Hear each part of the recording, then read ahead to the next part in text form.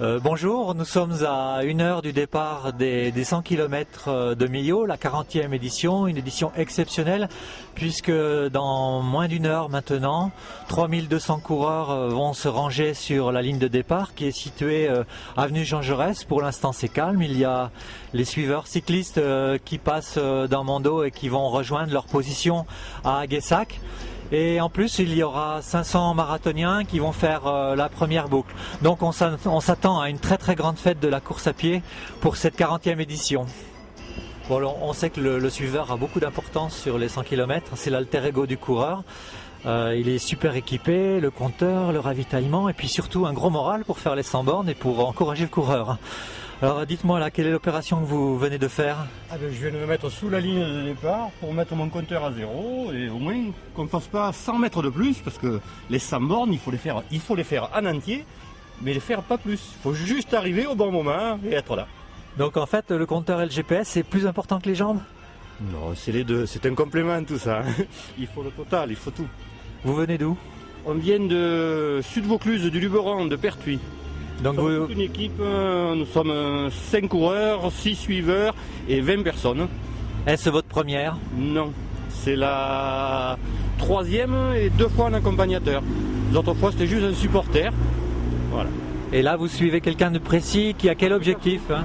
Il a un objectif il a déjà fait une fois 9h50, une fois 10h30, une autre fois 10h45, donc on vise en dessous de 11h dans tous les cas, entre 10 et 11h. On dit que le suiveur, il doit avoir le mot juste pour pousser le coureur quand ça va mal. Est-ce vrai? Oui, il faut avoir le bon moral, le soutenir, lui parler en permanence, lui demander de boire, boire toujours, boire et avoir le moral. Et dès que ça va pas, on repart. À condition que ce ne soit pas le suiveur qui ait une défaillance, parce que quelquefois c'est le suiveur qui a la défaillance. Bon, faut pas boire n'importe quoi quand même. Non, non, pas n'importe quoi. Regardez, non, juste là de l'eau de Vichy, un peu de l'eau mélangée à du coca et voilà. C'est bon. Tout. Vous avez vu mon joli panier?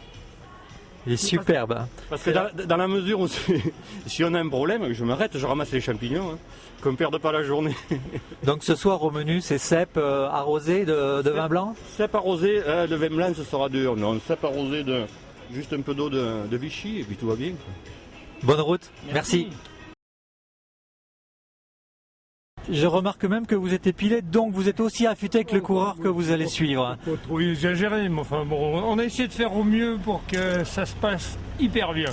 Le temps et de la partie, c'est génial. Dites-moi ce mât là, c'est pour capter radio. C'est pour repérer parce qu'on est tellement beaucoup, vous voyez, on va mettre au bout et voilà. Donc j'ai quelqu'un qui vient du Mont-Saint-Michel. Voilà, ça c'est mon coureur.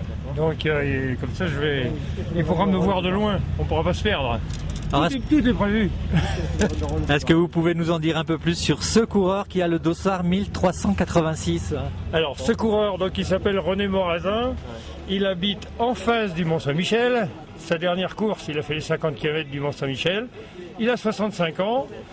Il a déjà fait Millau et on espère bien battre le record. Ce record alors c'est quoi? C'est 13 heures, donc on espère bien avoisiner entre 12 et 13 heures. Et vous-même, avez-vous un petit secret là pour l'aiguillonner quand ça va aller mal? J'en ai plein, mais tout au long de la journée, on va les sortir. J'en ai plein la cagnotte partout. Bon, merci. Et le moral, ces petits-enfants et tout, il n'y a que ça qui va marcher. Merci, bonne route. Je vous en prie, merci.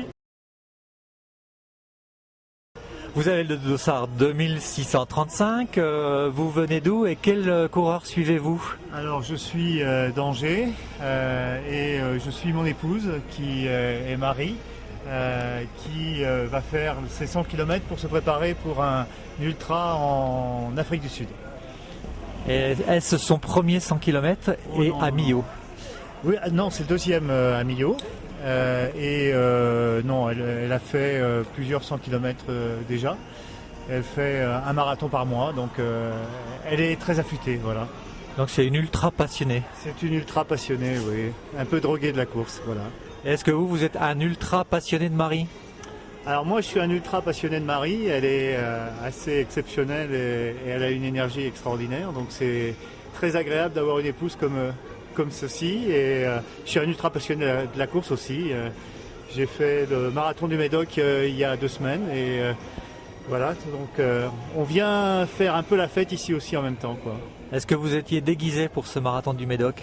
Oui, j'étais déguisé et en plus, bon, on n'a pas consommé énormément. On a fait 1,5 litre de bon Médoc pendant les 42 km, mais c'était très agréable. Voilà. Et là, je comprends pas, mais votre costume, il est où là? Alors aujourd'hui, non, je suis très professionnel aujourd'hui. J'accompagne mon épouse, je peux pas rigoler.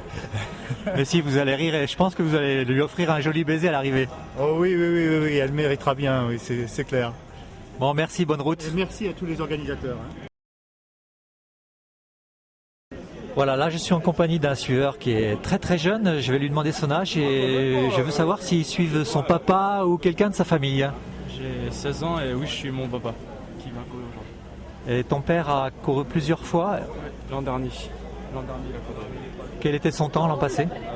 Moins d'11h, 10h59, je crois. Est-ce la première fois que tu le suis? Non, l'an dernier, je l'ai suivi. Est-ce que tu es cycliste également? Non, je suis coureur. Dans un club? Oui, à Colomiers, près de Toulouse. Donc tu pratiques le demi-fond, le cross? Les crosses, oui. Et donc les 100 km, comment tu vois ça? Parce qu'entre le cross et les 100 km, c'est deux mondes totalement opposés. Oui, mais je compte en faire des 100 km plus tard. Oui. Ce n'est pas une discipline qui t'effraie? Non. C'est intéressant. Et comment as-tu organisé ton vélo? Est-ce que tu l'as fait avec ton père? Comment ça s'est passé? Oui, je l'ai organisé avec mon père et on l'a fait ensemble. L'arrière. On l'a fait tous les deux. Donc tu nous expliques un peu comment tu as organisé la planche, la caisse, les petits contreforts pour pas que ça tombe? Je sais pas, moi, il y en a attaché, il y a le Porte-bagages. porte-bagages. Ouais. On a accroché une planche par-dessus pour que ça aille un peu plus loin et ensuite on a mis la caisse. Ouais.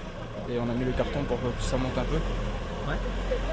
Ensuite, là j'ai tout ce qui est pour les temps, le coupe-vent. Ouais. Là j'ai les médicaments et les crèmes. Ouais. Et ensuite, j'ai pas encore de nourriture, mais au ravito je vais en prendre. Et si ça se passe mal, s'il a mal aux jambes, quels sont les mots que tu vas utiliser pour le booster un peu? Je sais pas, j'y ai pas réfléchi encore. Est-ce que tu vas avoir assez d'autorité pour lui donner un coup de pied au cul? Je pense pas, non. Je sais pas. Bon, je te souhaite bonne route. Allez, bonne